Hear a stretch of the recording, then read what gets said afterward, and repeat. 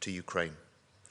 Drone incursions into Poland, violations of Estonia's airspace, election interference in Moldova. Deliberate or not, Putin is watching what we do, and he should be in no doubt that if NATO is threatened, we will act. He should be in no doubt we will stand with Ukraine for as long as it takes.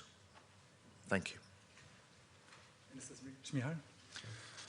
Dear colleagues, Secretary Healey, Minister Pistorius, today we held the 31st Ukraine Defence Contact Group meeting. UDCG remains the most important platform for coordinating international military aid to Ukraine. Dear John, dear Boris, thank you so much for your co-leadership on that platform. Ukraine is committed to peace, but we all understand Russia remains the greatest threat, not only to Ukraine, but also to all of Europe. That's why we held to act together. We need to bold actions to increase pressure on Russia to stop this war. First of all, Ukraine must be strong on the battlefield. The Pearl Initiative is a high-value NATO mechanism that converts allied support into tangible capabilities for Ukraine. I am grateful to our partners from Sweden, Latvia, Estonia, Denmark, Norway and Slovenia for announcing contributions to the new Pearl package, but today more partners join to these contributions, and we will see much more results after today's meeting, and we are so much grateful to all the nations. It will enable us to procure the weapons we urgently need to save more lives. That includes Patriot systems and other critical US equipment. Ukraine also counts on continued coordination and financing from our partners to ensure timely deliveries through Pearl in 2025. Our next priority is Ukraine's defense industry. In 2026, we will be able to build 20 million FPV, ISR and other drones if partners commit the necessary funding. There are cost-efficient, swift and combat-proven solutions. I want to thank the UK for our active cooperation in the field of interceptor drones and for providing, as Secretary Healey announced, 85,000 drones this year. Today we also signed an important memorandum with Germany to strengthen defense cooperation between our countries. Thank you, Minister Pistorius. These are concrete steps to repeal Russian aggression and build an effective arsenal of democracy. Another important point today, a memorandum was signed regarding the Nordic-Baltic initiative to provide equipment and training for Ukrainian brigades on the territory of Poland. This initiative will strengthen Ukraine's defense capacity and help bring a just peace closer. During our discussion today, we also put special focus on Ukraine air defense needs. As the winter approaches, Russia is intensifying its brutal air attacks targeting our energy infrastructure. Last Friday, Russia struck Kyiv's main power plant with ballistic missiles, leaving half of the city without electricity. We are asking our partners to provide the so-called winter air defense package, a sufficient stock of interceptors to protect our civilian population and our civilian infrastructure. We are grateful to all countries that announced today their commitments to keep supplying our forces with what they need. I want to say thank you to all nations who today announced their commitments, who support Ukraine during all of this period. We believe and expect that this comprehensive support will continue. Ukraine's total defense requirement for 2026 is estimated as $120 billion. Half of this, $60 billion, will be covered from our national resources, despite the ongoing full-scale war. We call on each ally to allocate 0.25% of its GDP next year to cover the other half of these needs, because supporting Ukraine's defense means supporting Europe's security. We are grateful to our European partners for practical initiatives that strengthen Ukraine's defense programs such as SAFE, Pearl and ERA. At the same time, Russia must pay for its unprovoked aggression. It is essential that Russian frozen funds continue to work for Ukraine's benefits. That is why we recently proposed reparation loan backed by frozen Russian assets.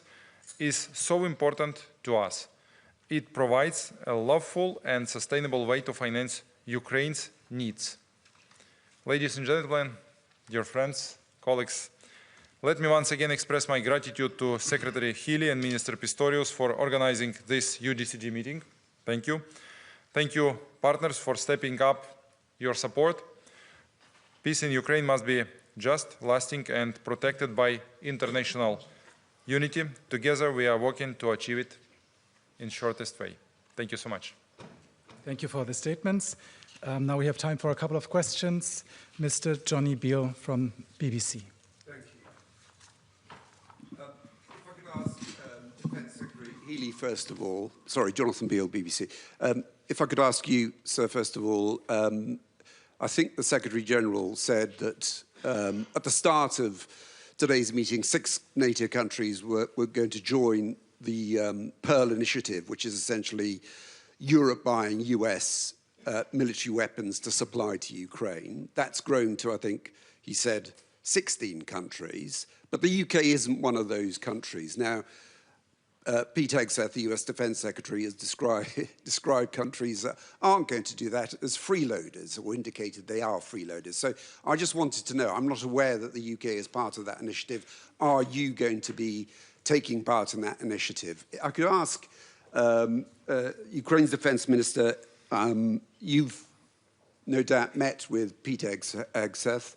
Are you any clearer as to whether the US is ready to supply Ukraine with Tomahawk cruise missiles? You made clear in your opening remarks that you wanted long-range weapons, and you made clear which weapons those are. Those are Tomahawk cruise missiles. Did you get any indication from the US that they are ready to supply those weapons? And finally, if I could ask you, Minister Pistorius, do you sense a change in rhetoric of the US? Do you think that, you know, given where we were at the start with the first meeting with Defence Secretary Hegseth, where he was making clear that this was Europe's problem, that the US is now in a different place?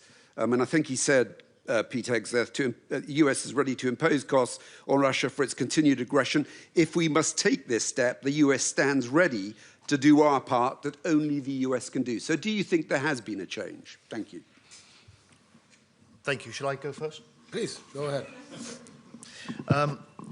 Pearl is one way of Ukraine's strongest allies helping to meet their military needs.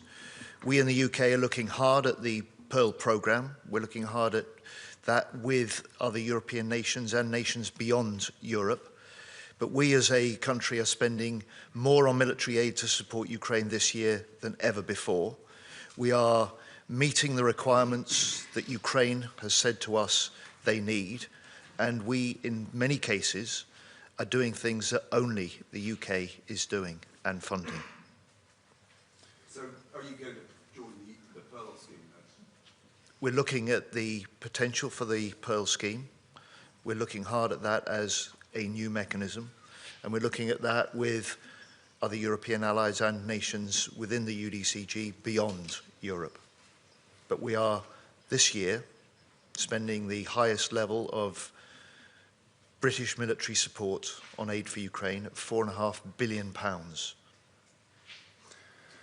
So we discussed today successful results of deep strike operations, which Ukraine provide by our own drones, deep strike drones, and actually we count that we destroyed 20% of refineries on Russian territory, and it brings them to the deficit of gas and gasoline on their gasoline stations.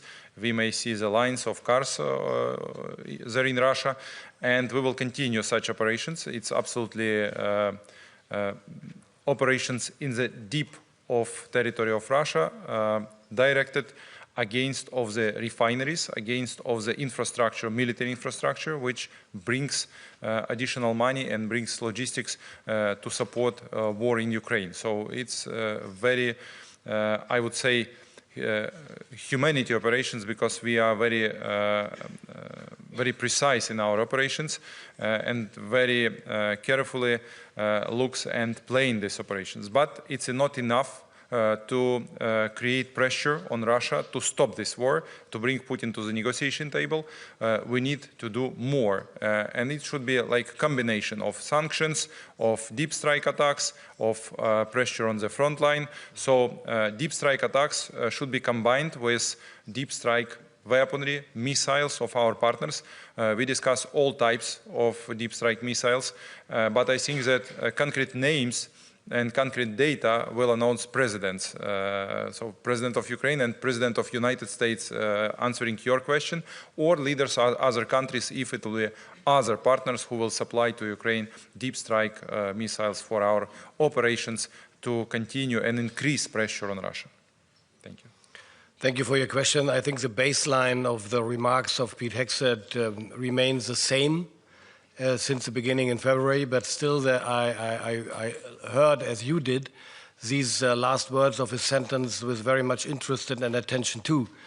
And I would read in that kind of change of perspective and approach, but not more for the moment. I can't interpret really what he did mean. Thomas Gutschka, FAZ. Thanks a lot for the question. First one to Minister Pistorius. We've heard before from Secretary General Rutte today that altogether 17 allies are now willing to contribute to the Pearl initiative. So far, $2 billion US dollars have been committed. Can you give us an idea of the approximate amount of additional commitments done today? And a question to Minister Shmyhal. When you sum up your requirements and your priorities under this program, what is the overall scope, let's say, on the basis of 12 months? I've heard US Ambassador to NATO Whitaker say yesterday it's approximately 10 billion euros, but or US dollars certainly. I'd just like to check that with you. Thank you. If I understood it correctly, we are talking about 3 billion euros left to be booked by member states, by partners and allies from Pearl. I don't know more. I don't know a total amount about that. Until the end of the year. That's what I assumed this afternoon, John. Am I correct? Look, this is a new arrangement, and it's still bedding in with the details. I think you will be able to check that out with the Secretary General. He's keeping a very close eye on the commitments that are made. So let me explain the situation. You asked me about scope, as I understand, if I understand correct. So economy of war. Russia spent for financing of their military goals about $150 billion per year. Economy of war demonstrates if you spend less, you begin to pay by lives and by territories. So you need to hold this balance of economy of war. So as a minimum, we need to spend $120 billion for the 2026. In scope of 12 months, it will mean that this year, for example, we estimate that we will spend $108 billion. And it means that next year, 120, it's a minimum requirement. As a country, Ukraine may cover only half of this amount. 60 billions we may collect as a taxes, and every dollar from our taxes we direct to cover these defense expenses. So other amount we need to collect together with partners. So we need to fundraise this money, and it will be divided for Pearl project, for European producers to produce European types of weaponry, and for Ukrainian producers to produce Ukrainian drones and Ukrainian weaponry. So in which proportions we will calculate for the next year, but the scope of needs, of financial needs, is actually so as I explained. Sergei Sidorenko from European Pravda. Sergei Sidorenko. I have two questions, if I may. One is about, let's say, a change in perception of Ukraine by our partners. Do you see that Ukraine is perceived as a contributor in pan-European security after attack on Poland? And because to me it is important, as a contributor to European security should have a place in NATO. How do you see that? And regarding Pearl, that is, first of all, to our Prime Minister. До речі, з днем народження, Денис Анатолійович. I just wished a good birthday to our, sorry, Minister of Defense, still Prime Minister in my memory. So how do you see, what would be an evolution of Pearl next year? Because we see that now it is planned for this year. Would it be continued? Would it be expanded? Would it be like just the same next year? Thank you. I think that maybe first half of the question to our friends, and the second half I will explain, if I may. So, please. Shall I go first? The first half, the simple answer to your first question is yes. When I argue that a secure Europe requires a strong sovereign Ukraine, what Ukraine is teaching us in the way that we can see the rapid evolution of the nature of warfare, the leading edge innovation that Ukraine and battlefield techniques, for some time we have been able to learn from Ukraine. And Ukraine is increasingly recognized and understood to play a part in the training of other NATO nations' forces and in recent moves to respond to incursions into NATO airspace. Ukraine has stepped up, responded in practice, and I think is helping to demonstrate more clearly to more people how the Ukraine is fighting for its future, but the unique leading combat experience that it now has means that it can already and will in the future make a huge contribution to the security of Europe more generally. I couldn't agree more. Thank you so much. Thank you for this high estimation. We really are ready to share our experience with our partners, with our friends and neighbors, with Europe. Unfortunately, we paid for this experience by lives of our soldiers, of our civilians, our children, but this experience is absolutely unique, and we understand that we need to share it with our friends, just to resist to Russian aggression, to aggression of maybe the group of countries in future. So this is the way which we should go together. The second half of the question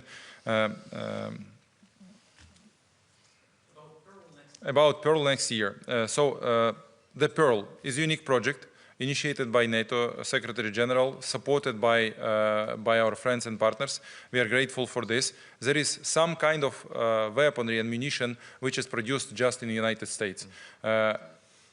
Ballistic missiles could be destroyed only by Patriots, by PAC-3 missiles, which are produced in the United States. Long-range artillery munition is now on the stocks only in the United States. So we need to have this weaponry, these munitions right now on the battlefield. And because of this, we need to ask United States to supply it. And we are so much grateful and appreciate this initiative and support of European partners for buying of this equipment and weaponry. I'm not sure that next year we will change situation dramatically and increase production here in European member states or there in Ukraine. We will still need to cooperate with the United States, so I'm sure that Pearl project will continue. I believe that it will be modernized in so-named mega deal where we will very precisely, very clearly note and make list of weaponry which Ukraine needs in case of continuation of such scale of war. We will we will discuss this with our allies, together with our friends, with Europeans, and we will discuss this with United States. And I'm sure that on the level of our presidents, this, I mean, President of Ukraine, President of United States, this agreement will be reached, and there will be everything what Ukraine needs. And then we will look for the sources, what will finance Ukraine, what will support to finance our partners, European Union, European nations, non-European allies.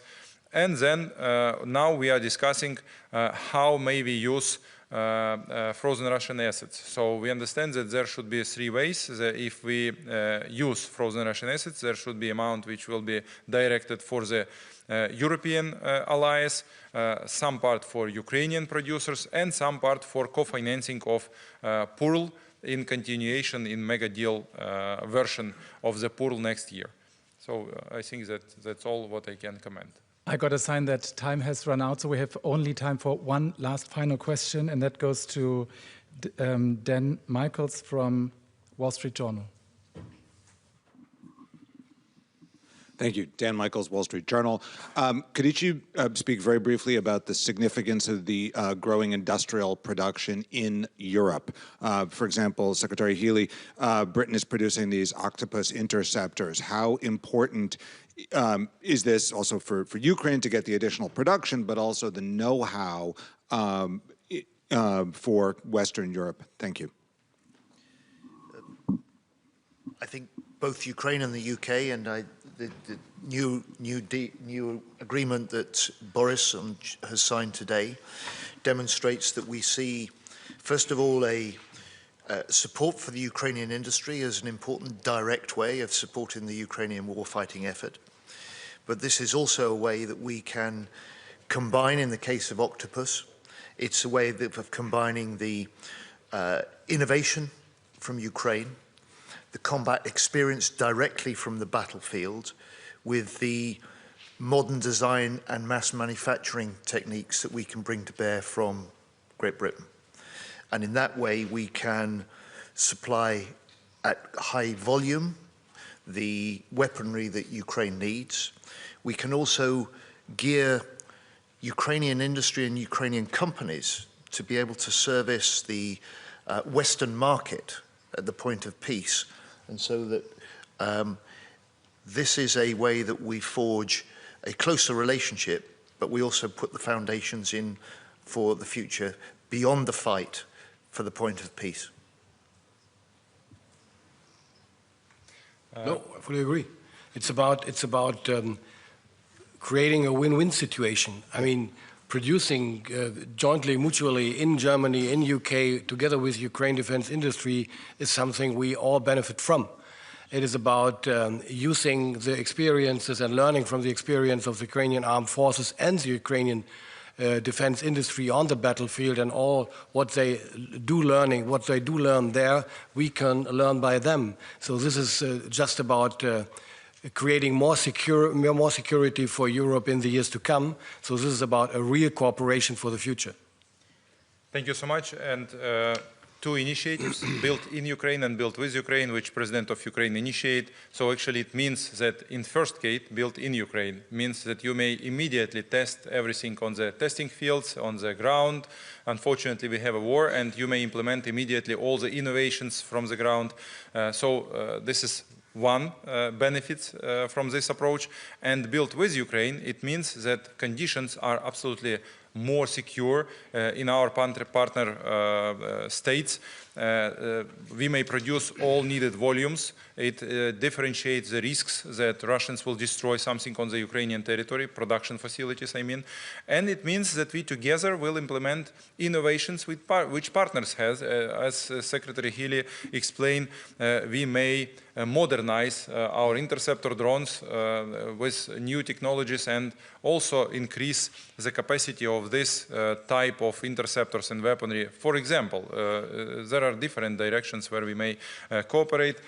And we have different examples. We have German companies which are ready to invest, and are investing there in Ukraine for repairment facilities, for production facilities. We also have very good examples when Ukrainian producers go to the European countries there on the European continent for production of weaponry in more secure conditions. So both approaches has benefits, and we implement both approaches. Thank you very much for being here. Just a second. I just realized that we didn't give a female journalist the opportunity for a question, so maybe we should do that. So, do you want to ask your question? The microphone is coming. Yeah, hello, my name is Katerina. I'm from Kyiv Post. Tell me, please, what are the 3 key needs for Ukrainian armed forces today that was discussed after today's meeting, and how our partners react on this request? Thank you. So 3 main priorities: FPV drones for the front line, and FPV ISR drones to hold the front line. This is #1 priority. It's existential priority. The second priority is interceptors, drones and missiles. We ask partners for finances for producing of the drone interceptors, and Secretary Healey announced that we will produce one of the type of these interceptors together, and plus missiles to intercept ballistic missiles, cruise missiles. So we ask it from partners from Europe and from United States. And the third priority is a deep strike. And again, finances for the production of the Ukrainian deep strike drones. And the second direction in deep strikes, this is missile for deep strikes, and we discussed this. You may name, it's very famous names. We ask for all of this. And why we ask this? For precise, more massive hits on Russian military infrastructure and on Russian refineries, just to continue pressure on them. So this is 3 main priorities which are absolutely natural, and we discuss this with our partners, and we are grateful partners. Take it into attention very, very carefully. Thank you for this. Thank you. Thank you very much. Thank you all. I didn't get it. I didn't get it.